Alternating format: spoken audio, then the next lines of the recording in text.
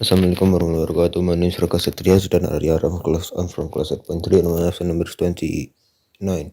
Today I am going to be talking about the holy month of Ramadan.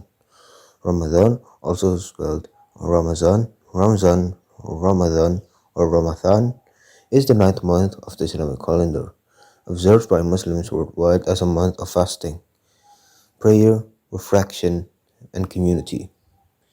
A commemoration of Muhammad's first revelation, the annual observance of Ramadan is regarded as one of the five pillars of Islam. It lasts 29 to 30 days, from one sighting of the crescent moon to the next. Fasting from dawn to sunset is obligatory for Muslims who are not acutely or chronically ill, traveling, elderly, breastfeeding, diabetic, or menstruating. The pre-dawn meal is referred to as sahur, and a nightly feast that breaks the fast is called iftar. Although fatwas have always been issued declaring that Muslims who live in regions with a midnight sun or a polar night should follow the timetable of Mecca. So, where are these places? Well, they can either be Antarctica, Iceland, or Greenland. They are basically just places that are close to the pole, where the sun does not set, or the sun or the sun will not rise. It is common practice to follow the timetable of the closest country in which night can be distinguished from day. The spiritual rewards of fasting are believed to be multiplied during Ramadan. Accordingly, during the hours of fasting, Muslims refrain not only from foods and drink, but also tobacco products, sexual relations, and sinful behavior, devoting themselves to instead to Salat and study the Quran. So, now, let's talk about the history of Ramadan. The month of Ramadan is not in which that was revealed in the Quran, a guidance for mankind, and clear proofs of the guidance and the criterion. And whoever of you is present, let him fast the month. And whosoever of you is sick or on a journey, a number of days, Allah desires for you ease. He desires not hardship for you, and that you should complete the period, and that you should magnify Allah for having guided you, and perhaps you may be thankful. Which was in Al Quran, Surah Al Baqarah, verse 185. Muslims hold that all scripture was revealed during Ramadan.